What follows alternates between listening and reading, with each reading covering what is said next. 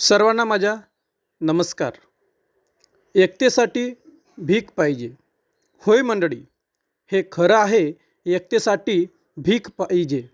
मी एकतेसाठी भीक पाहिजे हे प्रकरण 2014मध्ये प्रकाशित झालेल्या ज्ञानरस पुस्तकामध्ये लिहिलं होतं. तर मंडळी, या अगोदर मी प्रथम बाबांना प्रणाम करतो. भगवान बाबा हनुमान जी को प्रणाम. महान त्यागी बाबा जुमदेव जी को प्रणाम. परमात्मा एक. मंडळी, सर्व सेवक सेविका कुमार कुमारिकांना नमस्कार. एकतेसाठी भीक पाहिजे या प्रकरणाची रीतसरपणे सविस्तर आता चर्चा करू. महान त्यागी बाबा जुमदेवजी 1948ला भगवान बाबा हनुमानजीची प्राप्ती करून महान त्यागी बाबा जुमदेवजींनी 1948ला भगवान बाबा हनुमानजीची प्राप्ती करून सन 1949ला मानव धर्माची स्थापना केली. हे आपण सर्वांना याविषयी माहिती आहे. याबरोबरच दीन दुःखी गोरगरीब लोकांची निष्काम सेवा केली.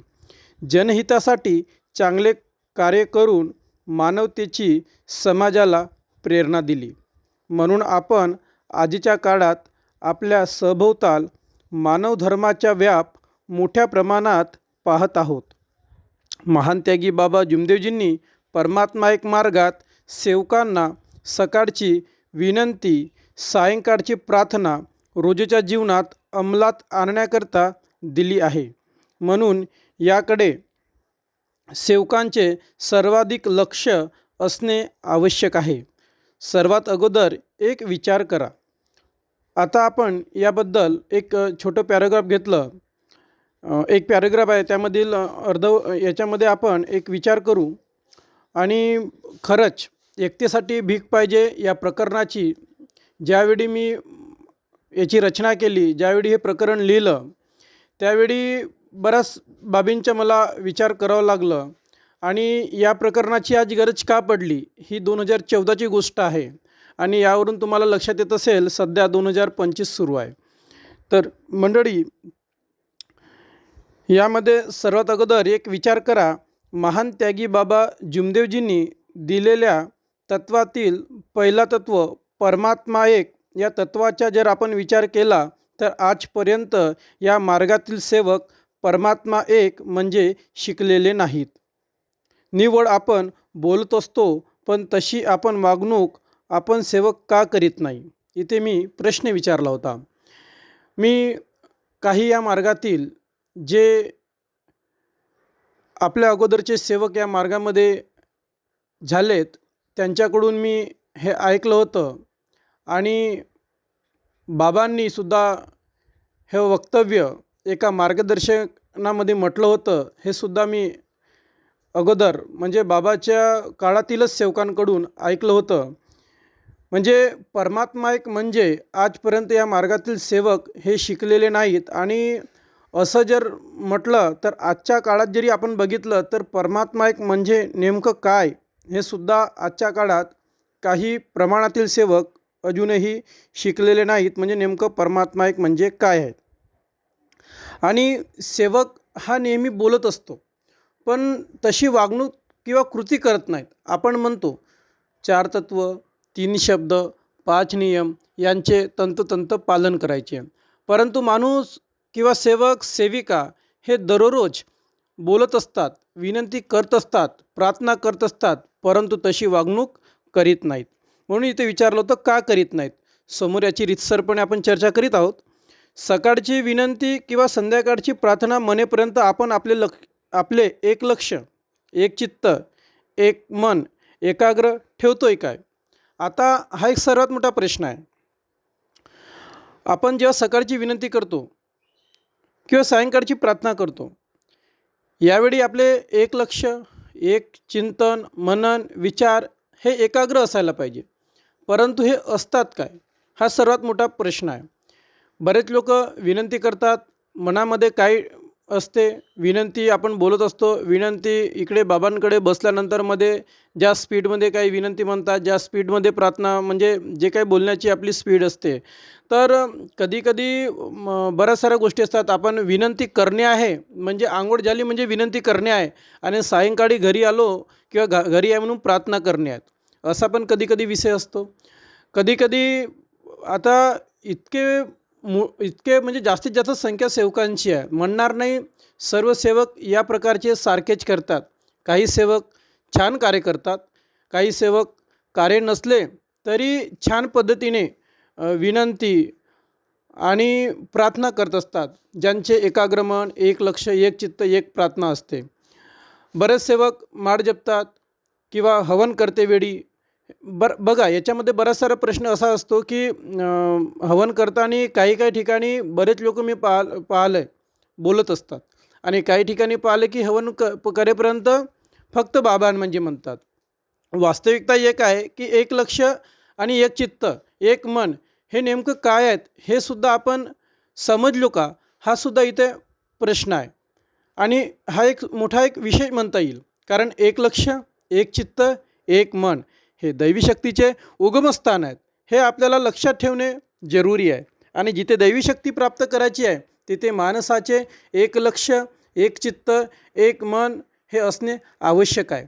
आणि दैवी शक्तीमध्ये दिलेली दैवी शक्तीच्या माध्यमातून आपला हा घडलेला निर्माण झालेला परमात्मा एक मार्ग, यामध्ये भगवान शक्ती हे निराकार स्वरूपात आपल्याजवळ, आपल्या सेवकांजवळ, या परिसरात सभोवताल कार्यरत आहे. आणि या दैवी शक्तीला जागृत ठेवण्यासाठी प्रत्येकाजवळ एक लक्ष, एक चित्त, एक मन, एकाग्रता असणे आवश्यक आहे.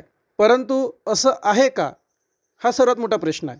आणि जर आपण कुठलीही कृती करतो, आता मी तुम्हाला हे सर्व सांगताना किंवा एकतेसाठी भीक पाहिजे याची रितसरपणे चर्चा करताना आपण सर्वांना मी ही नाही म्हणत की आपण आपले काम सोडा, निवड बाबा बाबा करा. मी तुम्हाला या माध्यमातून किंवा तुमच्या ज्येष्ठ सेवकांनी किंवा आपल्या अगोदरच्या सेवकांनी हे सांगितलं नाही की तुम्ही बाबांच्या नावाच्या ध्यान करत बसा.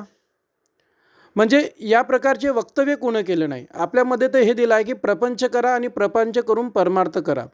तर मला हे सांगायचे आहे की जे बाबांनी आपल्याला विनंती आणि प्रार्थना दिली आहे, ज्या विनंतीच्या माध्यमातून आपण आपल्या दैनंदिन जीवनाला सुरुवात करतो आणि सायंकाळची प्रार्थना जेव्हा आपण आपल्या घरी येतो किंवा आपण जिथं असतो तिथं त्या सायंकाळच्या प्रार्थनेमध्ये घरगृहस्थीसोबत आपण तिची भगवत प्राप्तीसोबत भगवत गुणाचा परिचय करून आणि आपल्या जीवनात जे नियम आपल्याला गरजेचे आहेत ह्या सर्व तत्वशब्दनाच्या अभ्यास पात्र होऊन आपण ह्या सर्व गोष्टी प्रार्थनेच्या माध्यमातून सायंकाळी करत असतो आणि सकाळी विनंती.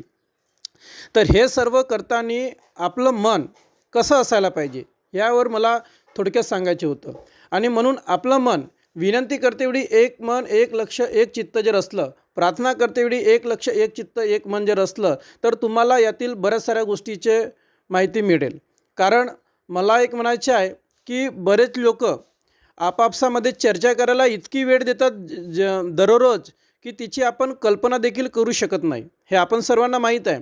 एखादी टी व्ही पाहायची आहे तिथे किती वेळ देत असतो आपण, एखाद्यासोबत मोबाईलसोबत बोलायचे आहे किती वेळ देत असतो आपण, नाही का. एखादे कोणी आपल्या घरच्या महिला मंडळी असतील किंवा आपल्यामधले सेवक भाऊ असतील किंवा सेविका भाऊ असतील, आपण फावल्या वेळामध्ये अनेक व्यक्तींना किंवा अनेक बाबींना किती वेळ देतो याच्या थोडंसं एक पॉईंट तुम्ही घेऊन घ्या, जास्त याच्यामध्ये विश्लेषणार्थ जाण्यापेक्षा. आणि एकीकडे आपण बघितलं की विनंती आपण जसं भगवान बाबा हनुमान जसं आपण आदरानं म्हणतो, जसं नमस्कार, तर एक सेवक काय म्हणते नमस्कारजी, एक सेवक म्हणते नमस्कार आणि एक सेवक आदरानं म्हणतो नमस्कारजी. तर या बऱ्याच साऱ्या गोष्टीमध्ये येतो असा अंतर येतो. आता जसं सकाळची विनंतीचा विचार केला आपण, एक लक्ष एक चित्त हे इथपर्यंत ठीक आहे. परंतु विनंती म्हणतेवेळी जसं बाबांना आपण प्रणाम केला, प्रणाम केल्यानंतर जसं एक वाक्य आहे, भगवान बाबा हनुमानजी मी जीवनात केलेली सर्व पूजा व जुने विचार बंद केले. मी मरीन किंवा जगीन, जीवनात एकच भगवंत बाबा हनुमानजीलाच मानीन. मी माझ्या कर्माने चुकलो यांची मला श्रमा द्या. बाबांचे आदेश सत्य, मर्यादा, प्रेम, 4 तत्व, 3 शब्द, 5 नियम मी जीवनात पाळीन. असे मी सत्यवचन देतो, याला जीवनात कधी विसरणार नाही. तर आपण रीतसरपणे जी विनंती म्हणतो, तर आता कधीकधी बोलताना आपण सांगतो, परंतु चूक अशी होते, मी म्हणताना विनंतीचे शेवटचे वाक्य माझ्याकडून दोनदा आलं, क्षमा असावी, कारण मी हे वर्णन करत आहे. परंतु एखादा व्यक्ती जेव्हा विनंती करण्याकरता बसतो, तेव्हा काही सेविका हे तुमच्या लक्षात येत असतील. जसं भगवान बाबा हनुमानजी हे वाक्य ज्या म्हणजे एकदम नम्रतापूर्वक, आणि आपला जो वचन आहे तो वचन एकदम भगवंतासोबत आपला घडतो. तर काही सेवक भगवान बाबा हनुमानजी मी जीवनात केलेली सर्व पूजा जुने विचार बंद केले. म्हणजे तो बोलतो काय, तो बाबाला काय सांगू इच्छित आहे, हे सर्वात मोठा विषय आहे. आणि ही साधी विनंती करायला आपल्याला जास्तीत जास्त किती मिनटं लागतील, सायंकाळच्या प्रार्थनेला किती मिनिट लागतील, हा विषय आपण लक्षात घ्यायला पाहिजे.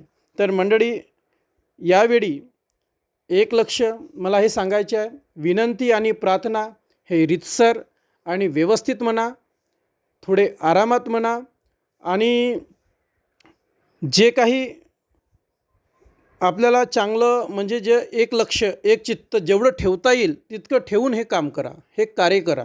म्हणजे ही विनंती आणि प्रार्थना व्यवस्थित भगवंतासमोर तुम्ही भगवान बाबा हनुमानजी मानतेगी बाबा जुमदेजी समोर व्यवस्थित म्हणा, असं मला या ठिकाणी सांगायचे आहे.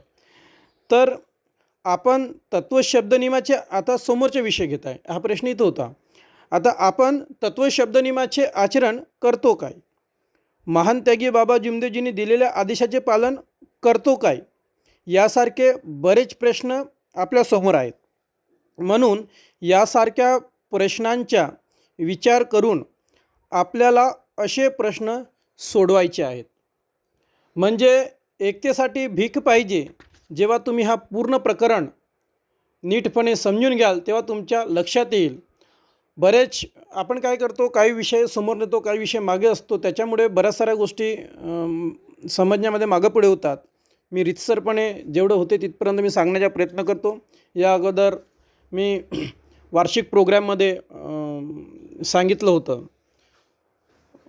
गजानन एरने यूट्यूब चॅनलवरती जो प्रोग्राम सादर केला होता 2020-21मध्ये. तर मंडळी, यावरसुद्धा मला हे रीतसरपणे जितकं होते तितकं मी सांगण्याचे प्रयत्न करत आहे.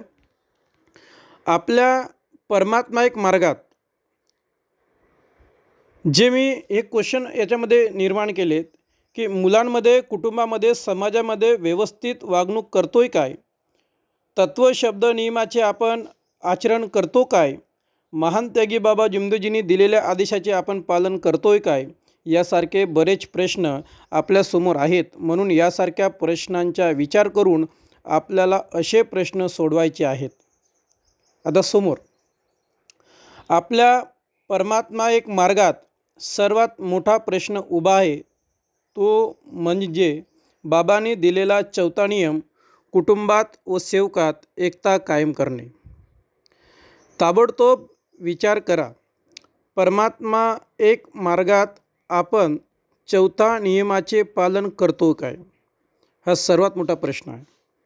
असे का, या प्रश्नाच्या नियमाचा विचार तरी आपण कधी केला आहे का?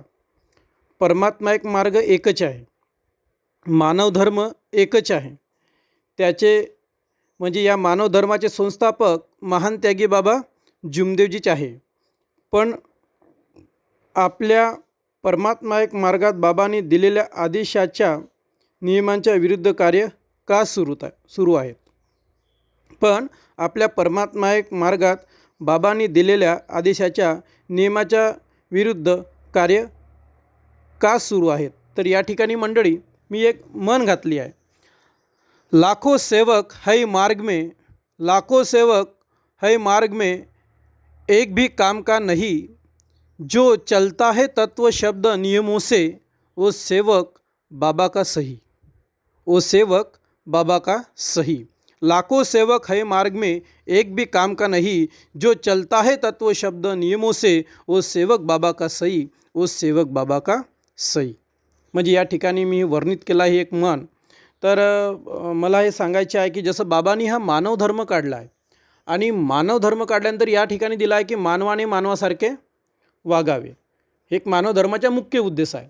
मग आपण कसं वागलो पाहिजे हा प्रश्नसुद्धा आपण स्वतःला विसरलो पाहिजे. वागताना मी मानव आहे ही जबाबदारी स्वतःला सांभाळायची आहे. मी कुणावर किती प्रेम करतो, किती दया करतो, कोण्या व्यक्तीसोबत किंवा कोण्या म्हणजे वस्तूसोबत किंवा कोण्या इतर परिवारात मी कसा वावरतो, ह्या सर्व गोष्टी आपल्याला लक्षात घेणे आहे. सत्संगाविषयी बऱ्याच अशा चांगल्या चांगल्या गोष्टी आपल्याला शिकायला मिळतात. तर म्हणून इथं म्हटलं आहे की आज इतके लाखो सेवक झाले आहेत, लाखो सेवक झाले आहेत, पण तत्व शब्द नियमाने जर वागत नसतील तर यापैकी एकही कामाच्या नाही. जर तो बाबाच्या आदेशाचे पालन करत नसेल तोही कामाच्या नाही. मानव धर्माच्या शिकवणीच्या विरुद्ध काम करत असेल तर तो इथे कामाच्या नाही. आणि म्हणून सेकंड म्हणजे पुढच्या लाईनमध्ये टाकलं होतं. पण जो महान त्यागी बाबा जुमदेजी यांनी दिलेल्या आदेशाप्रमाणे म्हणजे तत्वशब्द नियमाप्रमाणे जो सेवक वागतो, वागणूक करतो, आचरण करतो, मात्र हा सेवक या मार्गाच्या एकदम सही म्हणजे हा परफेक्ट आहे.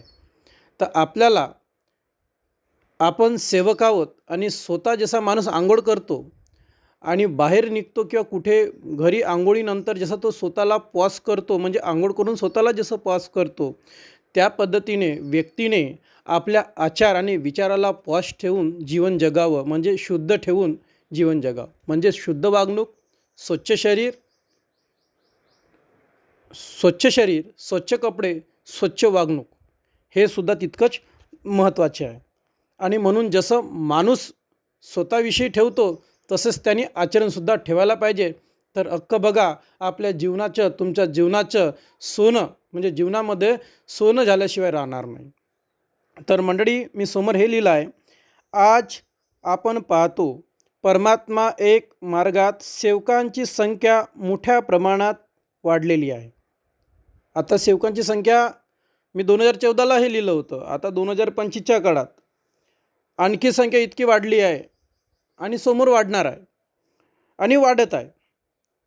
यातील किती सेवक विचार करतात की बाबाच्या आदेशाचे पालन करायला पाहिजे. हा सर्वात मोठा विषय येतो मंडळी की सेवक तर मार्गामध्ये येत आहेत, पण असे किती सेवक आहेत की जे विचार करतात बाबाच्या आदेशाचे पालन करायला पाहिजे. परमात्मा एक मार्ग, आता पुढील पॅराग्राफमध्ये लक्षात घ्या. परमात्मा एक मार्ग, मानव धर्म एकच आहे, हे लक्षात घ्या. पण आपण सेवकांनी मान सन्मान म्हणजे आपण म्हणजे जे चांगली वागणूक, बाबांच्या तत्वशब्दाचे आचरण, बाबांनी दिलेल्या आदेशाप्रमाणे काम करतात हे एक, आणि दुसरे याप्रमाणे काम करत नाहीत हे एक. तर याच्यामध्ये बघा तुमच्या लक्षात येईल की जे लोक बाबांच्या आदेशाचे पालन करत नाहीत अशापैकी आपण सेवकांनी मान सन्मान, खुर्ची पदासाठी, स्वार्थासाठी अनेक विभाग तयार केलेले आहेत. विभाग केल्याने जीवनात संपूर्ण सुखसमाधानी प्राप्त होते काय, हा एक प्रश्न आपल्याला घ्यावाच लागेल. आता या मार्गामध्ये सेवक सेविका आलेत, मग कुणाला मान नाही मिळाला, कुणाला सन्मान नाही मिळत, अशावेळी काही लोक वेगळंच करण्याचे प्रयत्न करतात आणि अनेक विभाग तयार जर केले आपण खुर्ची, सत्तेसाठी, मोह, पदासाठी, तर या गोष्टीमुळे सुखसमाधानी मिळतो का, हा एक सर्वात मोठा प्रश्न आहे. किंवा परमेश्वरी कृपा प्राप्त होते का गटबाजी केल्यानं, पद निर्माण केल्यानं, खुर्ची पदासाठी म्हणजे परमेश्वरी कृपा प्राप्त होते का. सेवकांनो, आपण आपल्या मार्गात असे विभाग का बरं केले आहेत. या ठिकाणी मी लिहिलं होतं की आपण आपल्या मार्गामध्ये असे विभाग का बरं केलेत, कशासाठी, कारण काय. म्हणजे मला हे सांगायचे आहे की विभाग करणाऱ्यांनी किंवा खुर्चीसाठी लढणाऱ्यांनी किंवा कुठलीही कृती करण्याअगोदर दोनही बाजूच्या गोष्टी सहमतीने एकमेकांना नमून जर कार्यप्रणाली घडली असती तर कदाचित आज हे वर्णन मी केलं नसतं. हे वर्णन यासाठी करण्यात आलं की जे वास्तव्य होतं ते वास्तव्य घडलं आणि या गोष्टीमुळे मी ज्या सेवकांकडे गेलो, माझ्याकडे साधन नव्हतं, मी पायी पैदल कधी माझे एक स्वतःचे अनुभव आहे आणि सेवकांनासुद्धा माहीत आहे, त्यांच्या तारखा आहेत, कधी हिवाळ्यात तर कधी उन्हाळ्यात नाही, कधी पावसाळ्यात. जसं मला वेळ भेटली होती त्या पद्धतीने मी 1-1.5 वर्षामध्ये कितीतरी गावांमध्ये एक आपला अनुभवी दौरा म्हणून लिखाण म्हणून एक दौरा काढला होता.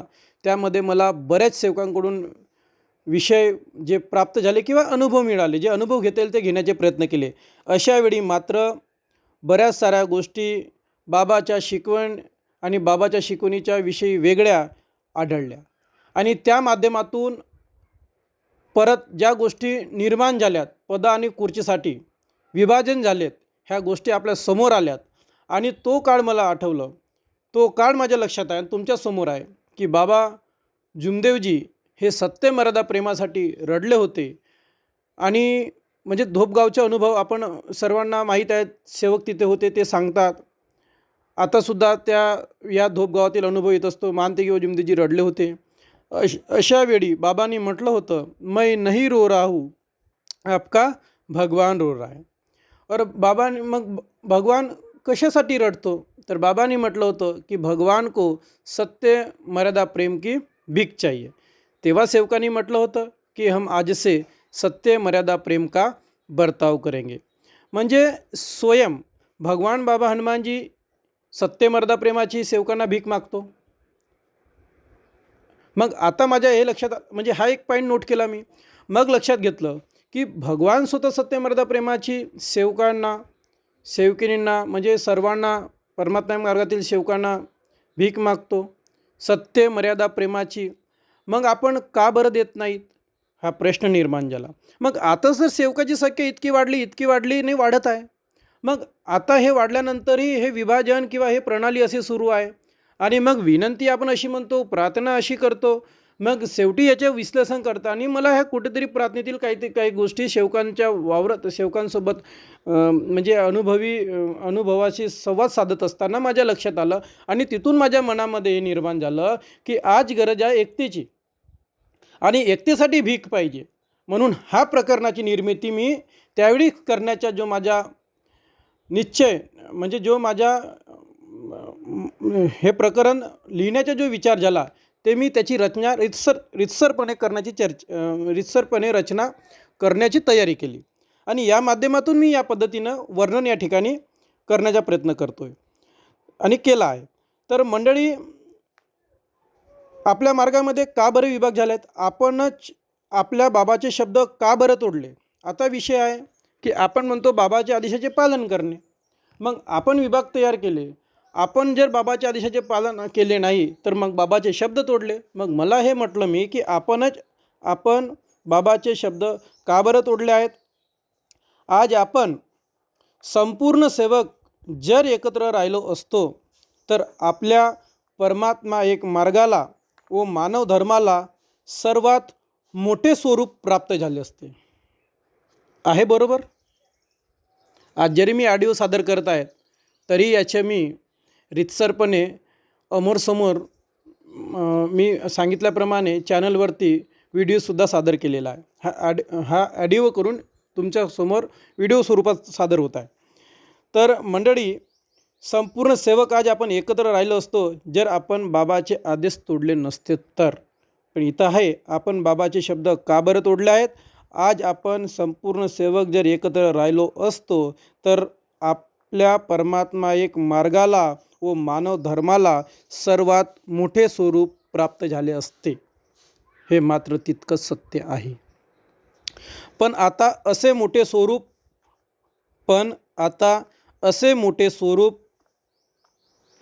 नाही. माझी हात जोडून परमात्मा एक मार्गातील सेवकांना विनंती आहे, माझी हात जोडून परमात्मा एक मार्गातील सेवकांना विनंती आहे की एक दिवशी महान त्यागी बाबा जुमदेवजीच्या मुखातून भगवान बाबा हनुमानजी रडले होते. जे मी अगोदर विश्लेषण केले समोर आला. यावर विश्लेषण तर केलं आहे की भगवान बाबा हनुमानजी रडले होते व सेवकांना सत्यमर्यादा प्रेमाची भीक मागितली होती. त्यावेळी उपस्थित संपूर्ण सेवकांनी बाबांना हम आज से सभी सेवक सत्य मर्यादा प्रेम का बर्ताव करेंगे असे वचन दिले होते. त्याचप्रमाणे आपल्याला हा छोटासा बाळ, म्हणजे मी लिहिण्यापेक्षा मी छोटासा बाळ लिहिलं स्वतःविषयी, म्हणून मी लिहिलं होतं की आपल्यासमोर हा छोटासा बाळ परमात्मा एक मार्गाच्या एकतेसाठी आपल्या पदरात भीक मागतो. म्हणजे आपण सर्वांना, मी पुस्तकामध्ये लिहिल्याप्रमाणे म्हणा किंवा या ऑडिओच्या माध्यमातून म्हणा, आतासुद्धा मी एक भीक मागतो. त्यावेळेस पण भीक मागितली आणि ही भीक माझी भीक समजून सादर करा की सेवक द्या म्हणजे सेवक द्या, भीक मागता भगवंत दिसला. सेवक द्या म्हणजे सेवक द्या, भीक मागता भगवंत दिसला. मंडळी, ही मन जरी मी लिहिली तर आज लक्षात घेण्यायोग्य आहे. तर मंडळी, आपली ऑडिओ क्लिप जास्त आज म्हणजे वेळेमध्ये जास्त होईल. तर मंडळी, आपण यासमोरचा जो पुढील भाग आहे तो आपण पुढच्या एपिसोडमध्ये सादर करू.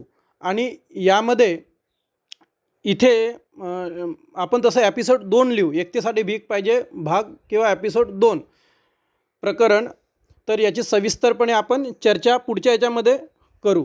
तर मंडळी, याच प्रकारचे व्हिडिओ या ठिकाणी येत आहेत आणि ज्यांनी सबस्क्राईब तुम्हाला वाटलं तर तुम्हाला योग्य माहिती वाटत आहे तर आपण चॅनल ऐकते व्हिडिओ जर सबस्क्राईब केलं तर असे बरेच साऱ्या गोष्टीची आपल्यापर्यंत डायरेक्ट स्वरूपात येईल. म्हणजे जे घंटी आहे ते वाजवल्यानंतर, वरची बेल वाजवल्यानंतर ते प्रत्यक्षात नोटिफिकेशन येते, आपण सर्वांना माहीत आहे. तर हे आपली इच्छा असेल तर आपण हे सबस्क्राईब करून लाईक आणि शेअर करू शकता.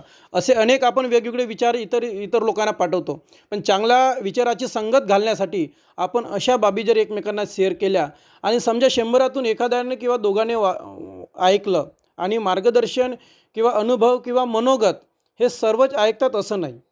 याच्यात हे विचारवंत आणि सत्संगातील बरेच लोक ऐकण्याच्या विस्तारित ऐकतात आणि बाकी बरेच सारे लोक असतात याकडे काय आहे नेमकं आणि ऐकूनसनी सोडून देतात. तर असो, प्रत्येकाच्या विषय आजच्या प्रकरणाच्या सादरीकरणामध्ये कळत न कळत काही चूक झाली याबद्दल मी भगवान बाबा हनुमानजी, महान त्यागी व जुमदेवजी आई वाराणसी यांना माफी मागतो. पुन्हा भेटू मंडळी आपण याच प्रकरणाच्या पुढील भागामध्ये. आपला या चॅनलवरती सर्वांना मी नमस्कार करतो. नमस्कार.